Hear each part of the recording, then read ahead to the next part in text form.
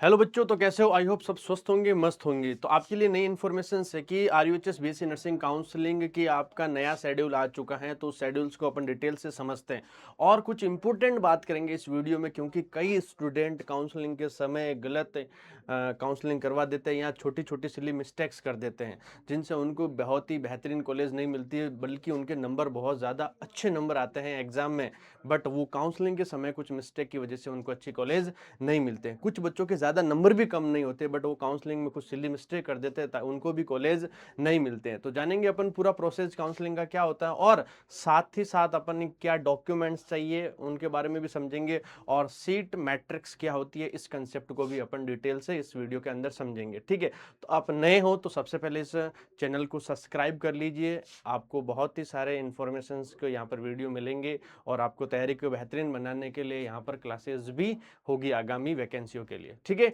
तो अपन वीडियो को स्टार्ट करते हैं।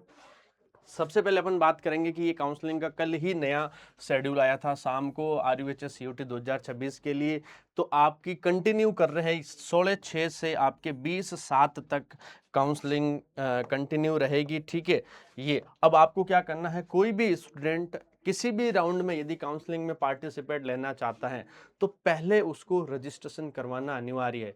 यदि उसने रजिस्ट्रेशन नहीं करवाया है तो वो न तो फर्स्ट राउंड या सेकेंड राउंड, थर्ड राउंड, किसी भी राउंड में पार्टिसिपेट नहीं कर सकता काउंसलिंग में। यदि उसने एक बार रजिस्ट्रेशन करवा दिया है तो वो फर्स्ट में भी पार्टिसिपेट कर सकता है, सेकेंड राउंड, थर्ड राउंड में भी पार्टिसिपेट कर सकता है। अब कुछ बोलेंगे सर ये राउंड्स क्या होता है? यदि आपके नंबर थोड़े से कम है और फर्स्ट राउंड में यानी आपको कॉलेज नहीं मिली, तो आप सेकेंड राउंड में और कॉलेज को फिल कर सकते हो। ठीक है, सेकेंड में भी नहीं मिली तो आपको थर्ड राउंड में आप और कॉलेज को फिल कर सकते हो। ठीक है, तो इस तरीके से आपको लास्ट तक आपको कॉलेज मिलने के चांस बहुत ज़्यादा बढ़ जाते हैं। कई बार स्टूडेंट्स क्या करते हैं, एक राउंड में कॉलेज नहीं मिली तो फिर वो क्या करते हैं कि फिर मुझे तब कॉलेज मिलेगी भी नहीं है, फिर वो काउंसलिंग से बाहर हो जाते हैं।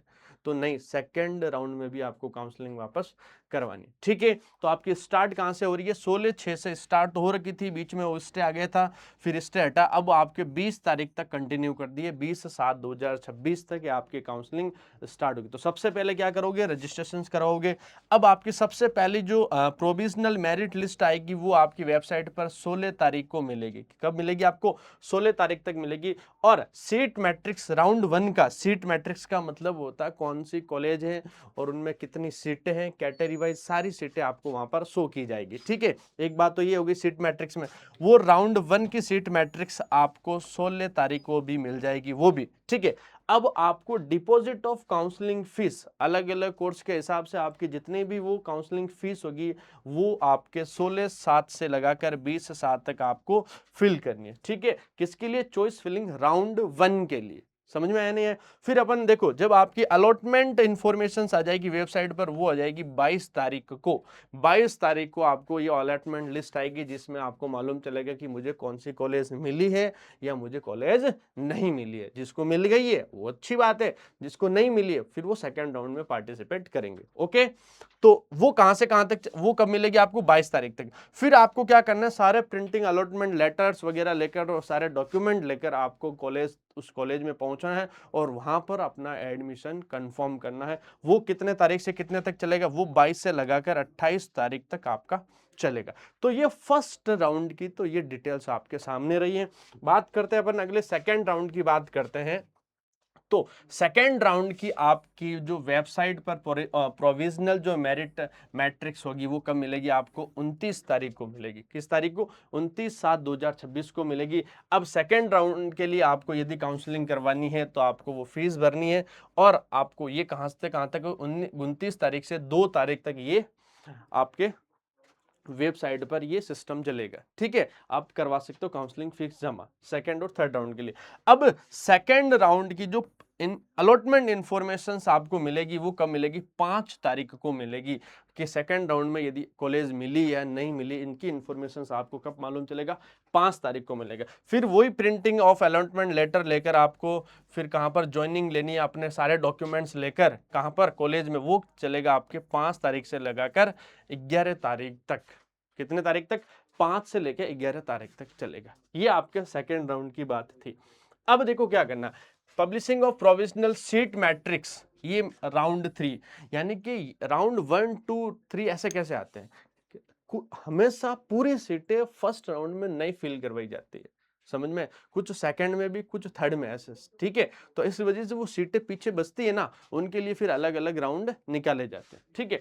तो थर्ड राउंड की जो वेबसाइट पर जो सीट मैट्रिक्स मिलेगी वो आपको 12 तारीख को मिलेगी, और रजिस्ट्रेशन राउंड 3 के लिए जो काउंसलिंग फीस होगी वो आपको 12 से लगाकर 15/8/2026 तक आपको काउंसलिंग फीस भरनी है। उसके बाद में जो अलॉटमेंट इंफॉर्मेशन राउंड 3 के लिए होगी वो कब वेबसाइट पर मिलेगी, आपको 17 तारीख को मिलेगी, और इनकी इंफॉर्मेशन आपको मिलती रहेगी।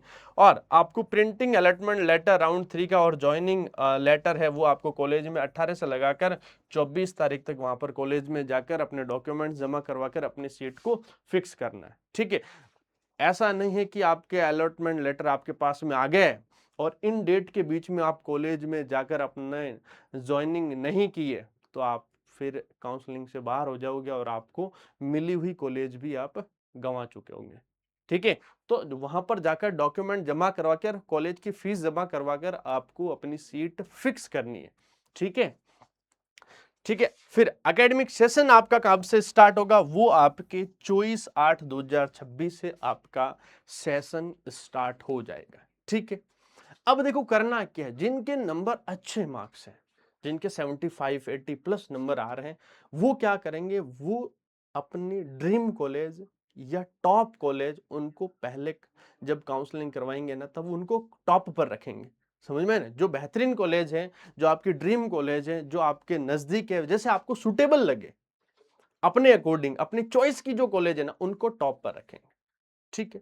और जिनके मार्क्स कम हैं वो क्या करेंगे, जिनके मार्क्स कम हैं उनको सारी जो कॉलेज है ना उनको चॉइस भरनी है, सारी कॉलेज की चॉइस भरनी है आपको, समझ में आने क्या करते हैं, कुछ बच्चों के नंबर कम से होते हैं बट वो क्या करते हैं, टॉप कॉलेज जो अच्छी अच्छी कॉलेज होती है ना उनको ओनली फॉर चॉइस फिलिंग करते हैं। बट बेटा वो तो जब वो कॉलेज किनको मिलेंगे, जिनके नंबर अच्छे आए हुए हैं, समझ में आया नहीं है, तो आपको कौन सी मिलेगी, फिर आप सारी कॉलेज को फिल कर दो, सारी कॉलेज को फिल कर दो, आपको कोई ना कोई कॉलेज मिल जाएगी।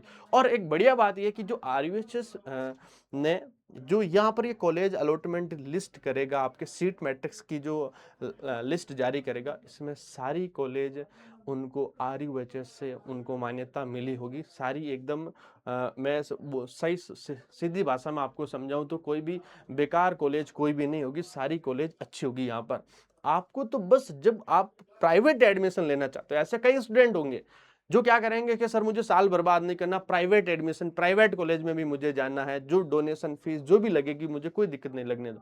उनको ध्यान रखना कि कहीं कॉलेज घटिया तो नहीं है, उनके पास में कोई फर्जी कॉलेज तो नहीं है, कि उनको मान्यता मिली है या नहीं है, आईएनसी है या फिर आरएनसी है या नहीं है, वो आपको बातें पूरी ध्यान में रखनी है, ठीक है। बट हाँ, काउंसलिंग करवाने से पहले सीट मैट्रिक्स की लिस्ट आने के बाद काउंसलिंग करवाना है।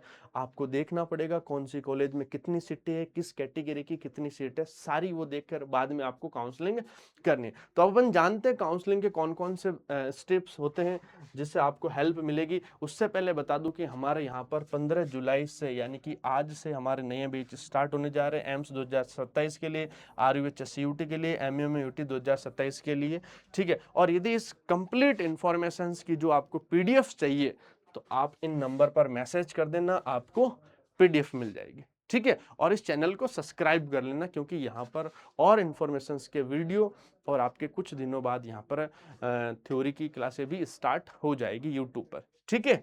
चलो आगे बात करते हैं अपन काउंसलिंग के लिए रजिस्ट्रेशन करना। सबसे पहले काउंसलिंग करने के लिए आप क्या करोगे, सबसे पहले रजिस्ट्रेशन करना है। यदि आपने काउंसलिंग के लिए रजिस्ट्रेशन नहीं किया तो आप ना तो फर्स्ट राउंड, ना सेकंड राउंड, ना थर्ड राउंड, किसी भी राउंड में पार्टिसिपेट नहीं कर सकते।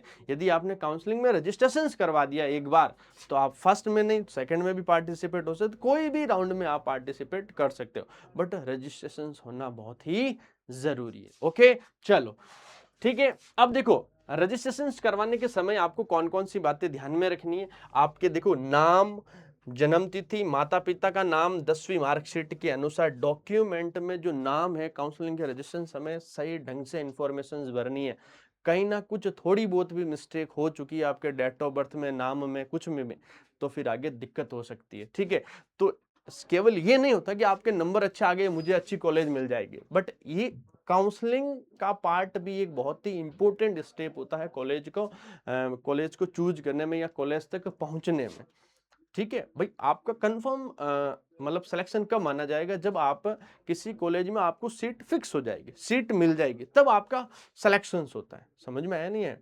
तब आप, ये तो काउंसलिंग सबसे महत्वपूर्ण स्टेप होता है कॉलेज में पहुंचने के लिए। ठीक है, अब दूसरा क्या, अपनी कैटेगरी और राजस्थान डोमिनिशन की जानकारी को भी सही भरना है। मोबाइल नंबर, ईमेल अपना ही डालना है, क्योंकि कोई भी इंफॉर्मेशन है अपनों के पास है। काउंसलिंग फीस का भुगतान करने के बाद रिसिप्ट जरूर डाउनलोड करें भाई साहब, रिसिप्ट भी जरूर डाउनलोड करनी है, और रजिस्ट्रेशन फॉर्म का प्रिंट निकाल कर सुरक्षित रखना है। ठीक है, दिक्कत हो जाती है। अब देखो, अब कौन कौन से डॉक्यूमेंट्स चाहिए आपको काउंसलिंग के समय या कॉलेज में जब आप ज्वाइनिंग करने जाओगे, तो आपको कौन कौन से डॉक्यूमेंट्स चाहिए, तो वो डॉक्यूमेंट्स आप लोग तैयार कर लीजिए। 10वीं की मार्कशीट और सर्टिफिकेट, 12वीं की marksheet, certificate, entrance exam application form, admit card, score या मेरिट रैंक, आपके पास आधार कार्ड, अन्य आईडी प्रूफ होना चाहिए, राजस्थान डोमिनिशियल सर्टिफिकेट होना चाहिए, कास्ट सर्टिफिकेट होना चाहिए, SC ST OBC MBC का, और EWS सर्टिफिकेट जहाँ लागू हो तो ये भी आपके पास में, PWD डिफेंस STA सर्टिफिकेट जहाँ लागू हो, इसकी जरूरत हो तो ये भी होना चाहिए आपके पास में।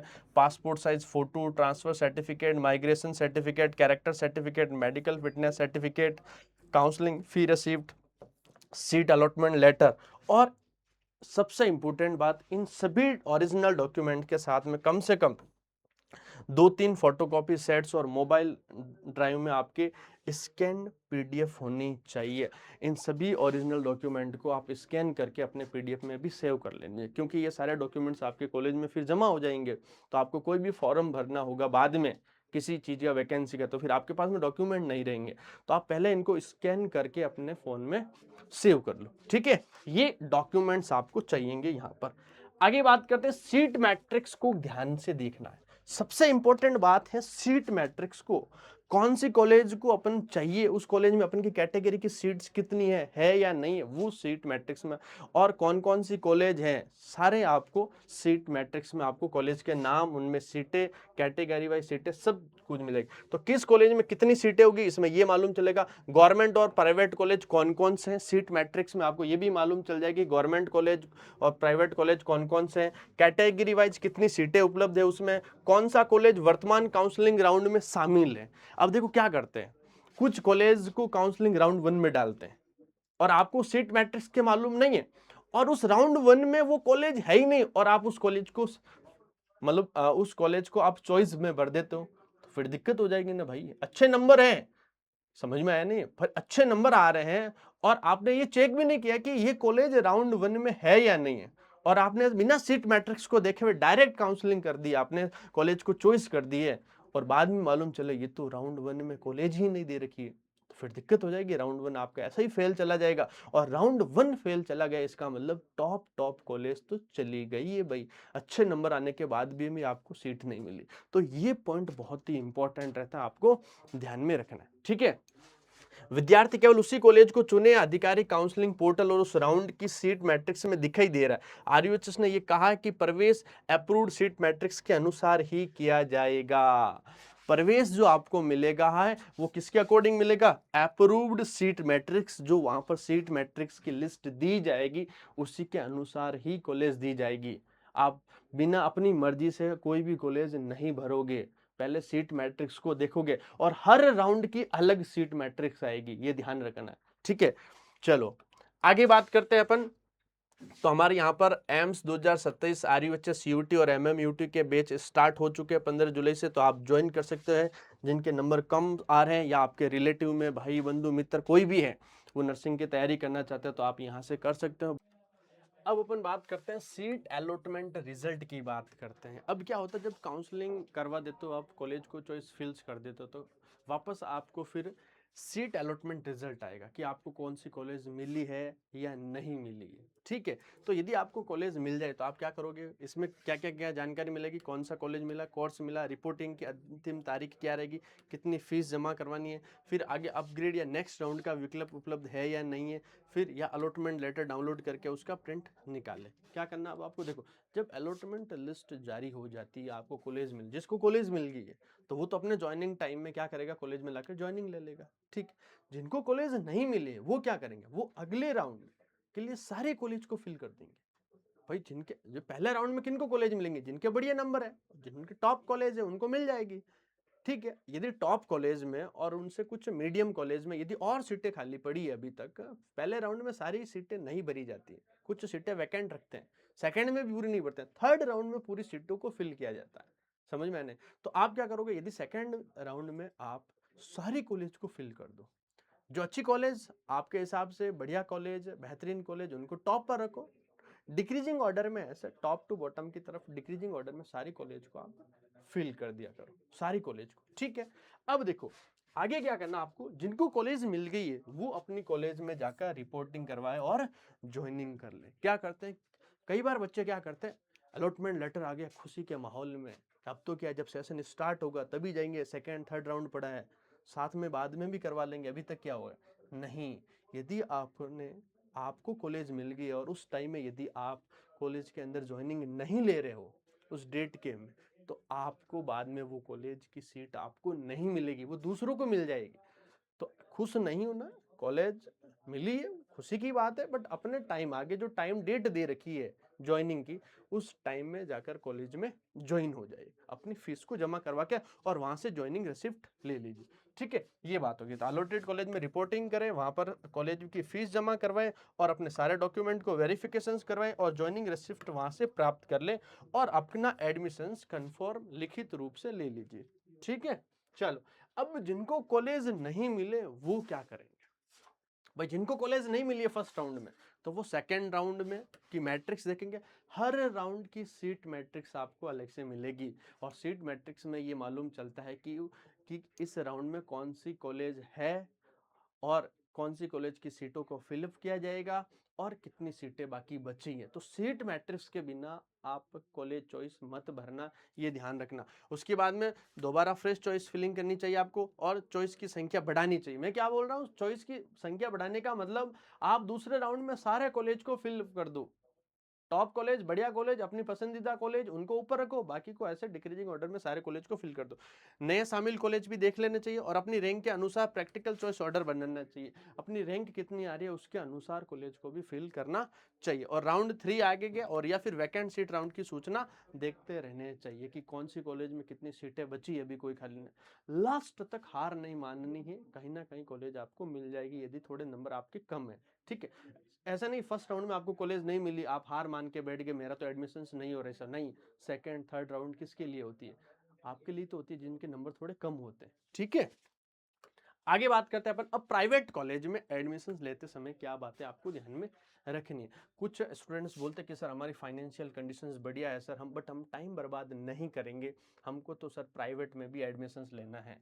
तो यदि आप कोई भी प्राइवेट कॉलेज में एडमिशन लेना चाह रहे हो तो आप कुछ पॉइंट्स को ध्यान में रखना, वरना आपके साथ में गलत अन्याय हो सकता है। क्योंकि ऐसे कई कॉलेज होते हैं जिनके पास यूनिवर्सिटी से, आईएनसी से, आरएनसीसी से मान्यता नहीं होती है और वो फर्जी तरीके से कॉलेज को चलाते हैं और वहाँ पर कोई तरह की फैसिलिटी भी नहीं होती है, समझ में। तो उनसे आप चेक करना कि ये कॉलेज को मान्यता मिली या नहीं मिलती, आईएनसी आरएनसी में है या नहीं। तो आप उनसे क्या मांगोगे, कॉलेज ऑफिशियल काउंसलिंग की सीट मैट्रिक्स को शामिल में है या नहीं है, ये ध्यान करोगे। एक बात, कॉलेज राजस्थान नर्सिंग काउंसलिंग या राज्य सरकार से मान्यता प्राप्त है या नहीं है, ठीक है। और कॉलेज संबंधी यूनिवर्सिटी से एफिलिएशन है या नहीं है, यानी कि मान्यता है या नहीं है। और संबंधित कोर्स और एकेडमिक सेशंस के लिए कॉलेज का नाम आईएनसी या सुटेबल स्टूडेंट लिस्ट में है या नहीं है, ये आप ध्यान में रखोगे, ठीक है। और अब चॉइस फिलिंग से पहले कॉलेज से लिखित रूप से पूछिए, आप कॉलेज वालों से बात कर लो, प्राइवेट कॉलेज वालों से, और उनकी यदि चॉइस फिलिंग में पहले भर चॉइस कर रहे हो, उस कॉलेज को फिलिंग में भर रहे हो तो पहले उनसे बात करके ये डॉक्यूमेंट्स उनके चेक कर लो। क्या करना है कि करंट सेशन में स्टेट गवर्नमेंट परमिशंस लेटर आपके पास में है या नहीं, आरएनसी का लेटर है या नहीं आपके पास में, आपको इस सेशंस में कॉलेज सेशन चलाने के लिए मान्यता दी या नहीं दी है, ये चेक कर लो। ठीक है, बाद में राजस्थान नर्सिंग काउंसलिंग रिकॉग्नाइजेशन मान्यता लेटर वो भी चेक कर लो। यूनिवर्सिटी एफिलिएशन लेटर ये भी चेक कर लो, यूनिवर्सिटी से मान्यता मिली है या नहीं मिलती है, बिना यूनिवर्सिटी की कॉलेज तो नहीं है। आईएनसी सुटेबल स्टेटस जहां लागू हो, और स्वीकृत कोर्स और कुल सीट इंडेक्स भी ये भी चेक करें, और पूरे कोर्स की लिखित में फी स्ट्रक्चर भी ले लीजिए। क्या करते हैं प्राइवेट कॉलेज वाले, क्या करते हैं शुरुआत में आपको फीस कम बताते हैं और एडमिशन्स ले लेते हैं, जब एक सेमेस्टर खत्म हो जाए तो फिर फीस को अचानक से बढ़ा देते हैं, क्योंकि उनको मालूम है बाद में बच्चा कहीं नहीं जाएगा, तो फिर अगले 2-3 साल तक आपको पैसों से धोया जाता है, समझ में। तो प्राइवेट कॉलेज से पहले पूरा फीस स्ट्रक्चर आप लोगों को ले लेना है, ठीक है। तो ये काउंसलिंग के समय आपको ध्यान में रखनी बात है, और भी कोई नई अपडेट होगी तो आपको मिल जाएगी, ठीक है। और यदि कोई आपके दोस्त भाई बंधु मित्र कोई भी हैं और वो 2027 का एग्जाम देना चाहते हैं, तो उनको बता दीजिए कि हमारे यहाँ पर 15 तारीख से नए सेशन स्टार्ट हो चुके हैं, आपके कोर्स स्टार्ट हो चुका है, उनमें ज्वाइन कर सकते हो, ठीक है। नए हो तो चैनल को सब्सक्राइब कर लो, क्योंकि यहाँ पर इंफॉर्मेशन कंसेप्ट थ्योरी सारी क्लासें यहाँ पर लगती रहती हैं, तो आपको तैयारी में और हेल्प मिलेगी, ठीक है। और यदि आपको ये पीडीएफ चाहिए तो उस नंबर पर आप मैसेज कर देना, आपको ये पीडीएफ भी मिल जाएगी, ठीक है। Okay, thank you.